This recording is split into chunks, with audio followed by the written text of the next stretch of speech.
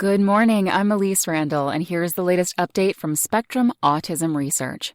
A Global Vision for Autism with Community Solutions by Mayada Elsabbagh. Many of us who are fortunate enough to cross geographic, cultural, and political boundaries come to perceive people across these divides as more similar than they are different. When it comes to research and discovery, it is only natural that we want to ask questions relevant to humanity as a whole and achieve goals without boundaries. A major barrier to this vision is that the overwhelming majority of research is centralized in a handful of countries, so it comes as no surprise that the mainstream agenda reflects the goals and priorities of those who set them, rather than a more representative slice of the world.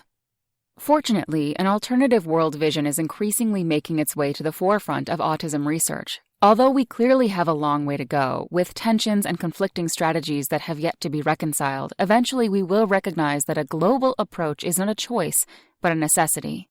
Traditionally, autism experts working in underserved and low-resource countries have fallen into known traps of global development. One of these traps is the umbrella of charity, under which researchers play consultancy roles within communities that they believe are in need of their intellectual capital. This approach is built on the assumption that knowledge and research capacity flow only one way. Another motivation to conduct research in exotic lands is the prospect of scientific opportunities in parts of the world where there are unique genetic pools, for example, those resulting from a high prevalence of marriages between first cousins or environmental exposures to substances such as toxins. A wider range of what are perhaps well-intentioned attempts to help people in low-resource countries have mistakenly assumed that models developed for a narrow segment of the world's population can simply be exported to other areas. These attempts have inadvertently created a lucrative market for consultants, instrument translators, and pseudo-researchers who often turn a blind eye to local needs and capacity, ethical challenges, and the potential for community innovation. Lost in translation. Some of the efforts to export knowledge or transplant research capacity may succeed, but they are not sustainable and reflect dependency rather than true collaboration. Everyone is to blame in these situations, including local professionals and researchers who often personally gain from the process, but deliver little sustainable impact to their community. Autism researchers need to abandon the assumption that research and evidence-based care are transportable. In the same way that we reject a one-size-fits-all definition of autism, we should acknowledge that every community needs to set its own agenda and find its own best solutions. Universality of knowledge is relevant to our understanding of biology, development, and those principles underlying clinical care, but not in the blind application of context-specific models and standards. A world vision requires researchers to find a common ground, identify convergence across diverse contexts, and feed this information back into the research agenda. A key illustration of rising tensions in this area is the debate around the utility of translation of diagnostic instruments such as the Autism Diagnostic Observation Schedule and the Autism Diagnostic Interview revised. These instruments were originally developed to support standardization in research and reduce reliance on subjective clinical judgment, but have become increasingly used in community practice settings. We focused on this issue during a special interest group meeting entitled Lost in Translation at the International Meeting for Autism Research 2013 in San Sebastián, Spain.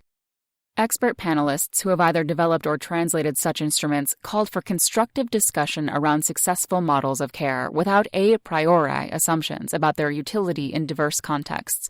In other words, the role of researchers is to assemble and prioritize the evidence and allow different communities to select or craft their own options.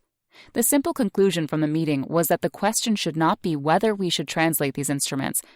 This question lacks understanding of the broader purpose of translation and how it will yield immediate or long-term benefits for different communities. There is no one-size-fits-all formula for how to develop research or clinical capacity in diverse communities, but there is great value in learning from the experiences of others. These conclusions echoed sentiments expressed last year in the special issue of Autism Research, Global Perspectives on Autism, which assembled views, evidence, and models from 60 researchers in 20 countries. An emerging theme across these perspectives was that translation of knowledge generated from research is often a complex process relying on active engagement of the community. The special issue included a systematic review of the global prevalence of autism, which highlighted evidence gaps, for example, the absence of reliable prevalence data from many parts of the world and extremely limited evidence of the cultural and economic impact of autism. The researchers called for concerted efforts to address further questions relevant to the world community.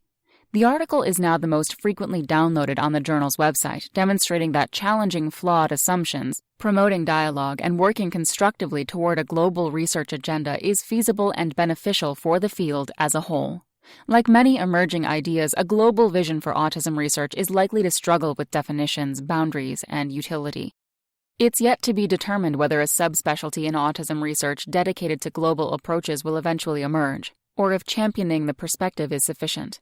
In any case, we need to learn from inspirational work being done in so many communities and collaborate with other fields, such as global mental health. What is clear is that we need this global vision in research to hold up to standards of scientific rigor and quality. In other words, thinking and working globally is not an excuse for dilution or for creating a second-tier research agenda.